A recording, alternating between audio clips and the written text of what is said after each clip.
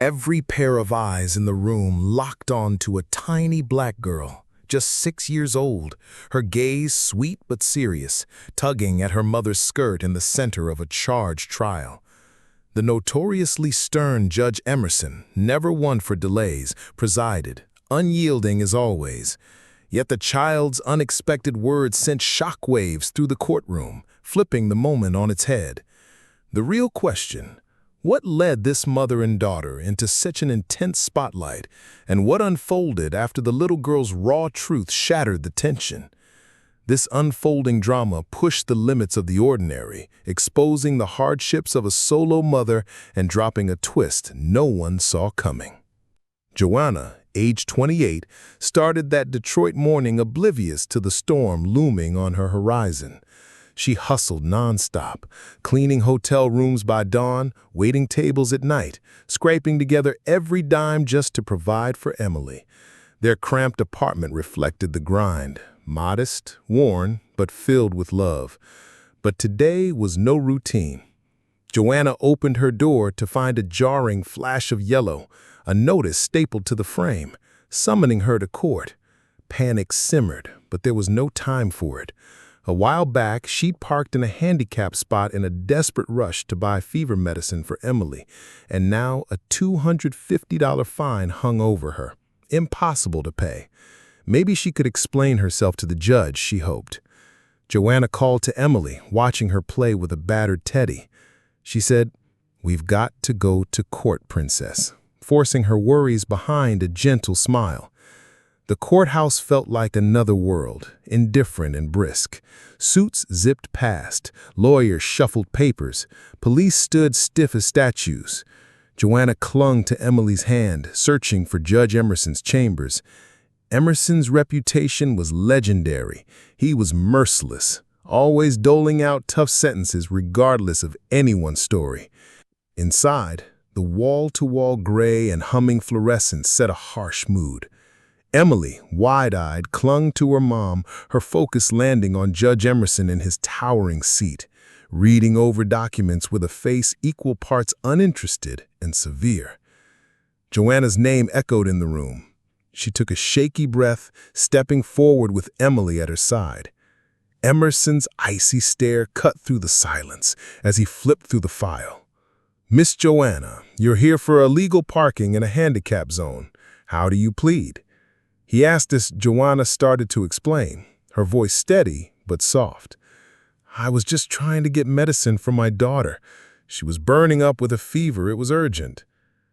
Emily, silent until now, blurted out, "I'm hungry." The words dropped like a bomb, simple, honest, completely unexpected. The formality scattered, the crowd murmured in disbelief, and even Emerson's rigid mask cracked with surprise. Embarrassed heat rushed to Joanna's cheeks. She bent quickly, whispering, "Honey, not now." But Emily was unfazed. "Mommy, my tummy's rumbling," she replied.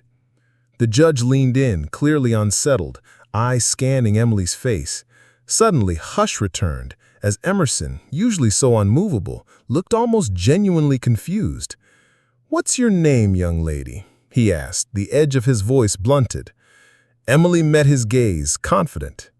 "Emily, I like pancakes." Laughter rippled through the room, suppressed but unstoppable. Even a police officer struggled to hide his grin. Joanna, dying of embarrassment, apologized. "Sorry, sir, she's just a kid. We had to rush out early. No breakfast." Emerson halted her with a raised hand, his attention still on Emily. He thought for a moment, then leaned back, fingers steepled. "Well, Emily, takes guts to speak up like that. Not many children would interrupt a court case." Emily's eyes glowed. "I'm just hungry, sir." Emerson looked lost in thought. Then, against everything anyone expected, grabbed the bell beside him and declared, "10-minute recess." Stunned silence melted into whispers and exchanged glances. Judge Emerson, famous for his rigidity and detest for anything off schedule, was stopping his own session for a hungry child. The courtroom was thrown into utter disbelief. Judges just didn't do this, especially not Emerson. But then, unexpectedly, Judge Emerson stood and walked out through a side door, leaving everyone in the courtroom stunned. Joanna's heart pounded as she bent down, gently grabbing Emily's shoulders, whispering, "Sweetheart, you can't say things like that. This isn't a game." But Emily just smiled, innocent and unaware of the weight her words carried. Whispers and curious glances rippled through the crowd. Lawyers, officers, even other defendants watched, captivated. Joanna felt torn. She wanted to disappear, yet something about the pause felt different. The usual courtroom stiffness had melted away, replaced by an almost expectant silence, like everyone was waiting for a secret to be revealed. Minutes passed before the side door reopened. Judge Emerson returned, now carrying a small tray with 2 plates of warm pancakes dripping with syrup. The courtroom fell soundlessly into awe. Setting the tray down, the judge looked at Emily with an unfamiliar softness. "Miss Emily, are these pancakes enough to quiet your hunger?" Emily's eyes lit up. Without hesitation, she beamed, "Yes, sir." Her sincerity sparked muffled clutters from the crowd. But this wasn't mocking laughter. It was warm, filled with delight. Emily's simple honesty had cracked open the cold walls of that courtroom. The judge nodded to the bailiff, who handed the plates to Emily. She grabbed her fork eagerly and started eating amid whispered reactions from the spectators. Joanna, still stunned, tried to apologize. "Sir, I don't know what to say." "Don't say a word, Mrs. Joanna," the judge interrupted, raising a hand. "Sometimes it takes a child to remind us what truly matters."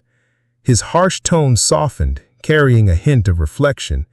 Joanna watched as his gaze lingered on Emily. There was something behind his eyes, something none of them could see. When Emily finished, wiping her mouth with a napkin offered by the bailiff, the judge returned to his seat. Tapping his gavel, he restored order. "Let's continue." Joanna's heart tightened. The surreal moment was over, but reality pressed down. The $250 fine, another impossible burden. With clenched hands, she watched as the judge picked up the papers again. "Miss Joanna," he began, his eyes fixed on the documents. "I've reviewed your case thoroughly.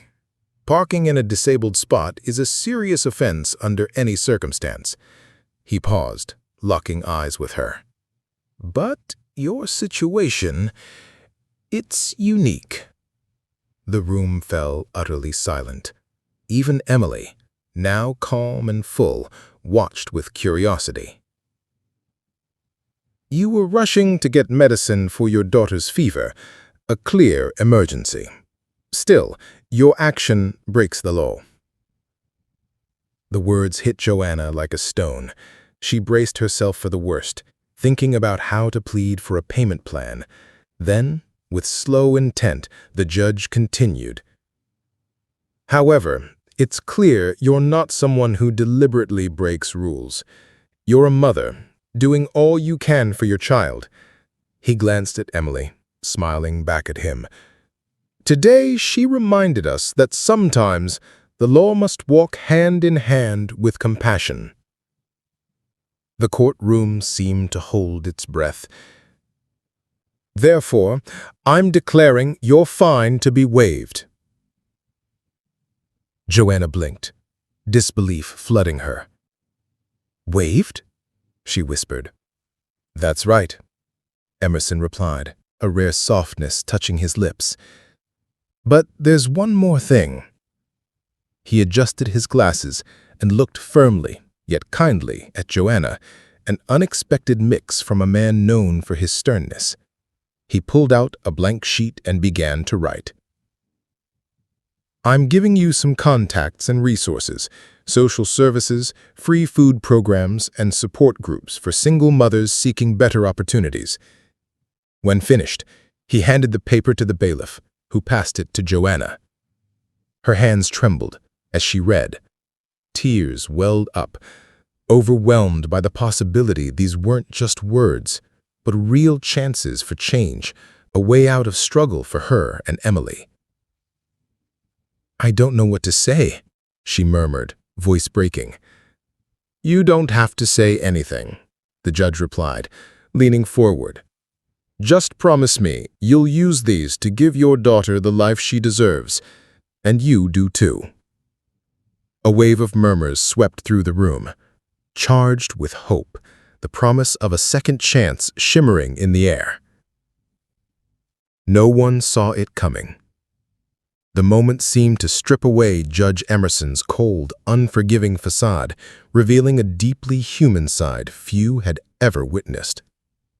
As Joanna tried to steady herself, Emily tugged gently at her arm and asked loud enough for all to hear, "Mommy, is the judge a hero?" The courtroom burst into genuine laughter. Even Judge Emerson, who rarely showed warmth, smiled sincerely. "No, young lady," he replied, his voice unusually soft.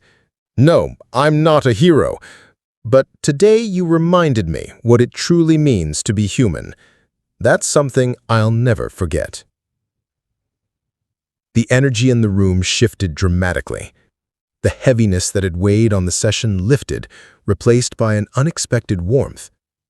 Emerson, known for his sternness, now seemed approachable, someone capable of understanding and kindness. Before adjourning, he gently banged his gavel and said, "Court is adjourned for 15 minutes. I think we all need a moment to reflect." The audience exchanged surprised glances, whispers spreading. This was not how the strict Judge Emerson usually operated. But the surprises weren't over. As Joanna and Emily gathered their things to leave, the bailiff approached, holding a small envelope. "This is for you, Ms. Davis," he said, with a respectful nod. Opening it, Joanna found a generous meal voucher for a local restaurant inside, along with a handwritten note that read, "Sometimes a simple gesture can change a life. I hope this is just the beginning for you. Emerson." Overcome, Joanna's tears flowed freely. Emily clutched the judge's list of resources and exclaimed, "Now we can eat real pancakes!" The whole room smiled once more. Walking out of the courtroom, Joanna felt a long-lost feeling return: hope. The hope that even in the toughest times, there are people willing to look beyond the surface and offer a second chance. But the story was far from over. Just outside the courthouse, a reporter covering other cases noticed the crowd around Joanna and Emily and asked for a quick interview. "Miss Davis, can you share what happened in there? It sounds like an extraordinary moment." Joanna hesitated, then glanced at Emily, who gave her an encouraging smile. "It was more than extraordinary. It was the first time in a long time that we felt truly seen, not as a case or a number, but as people."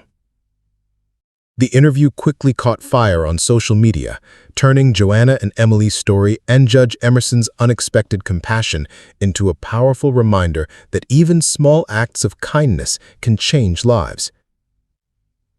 Joanna's words struck a chord. He didn't have to do anything, but he chose to make a difference. Meanwhile, back in his chambers, Judge Emerson sat staring at his gavel, a man not given to grand gestures or sentimentality. Yet the moment with Emily had shaken him. For a brief instant, he was lifted from the cold routine of his duties into a quiet, vulnerable place he rarely allowed himself to visit. In the following days, Joanna's life began to shift. The meal voucher was just the start. With the resources the judge had provided, she enrolled in a support program for single mothers that offered food, daycare assistance, and professional training. For the first time in years, a clear path forward appeared.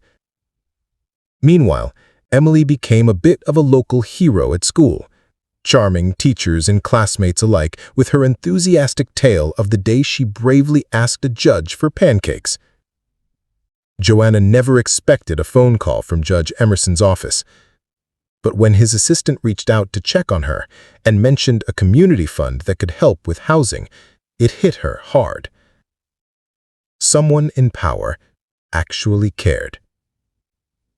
That small gesture changed everything. For Emerson, the courtroom would never feel the same. After meeting Joanna and her daughter Emily, he started seeing the faces behind the files. He couldn't fix the whole system, but he could choose kindness, one case at a time. Months later, Joanna landed a better job.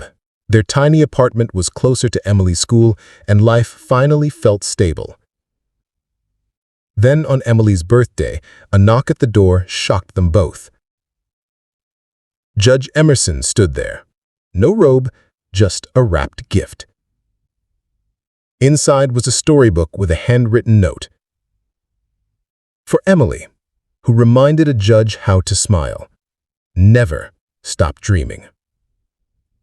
When Emily grinned and asked, "Want pancakes?" the tension melted.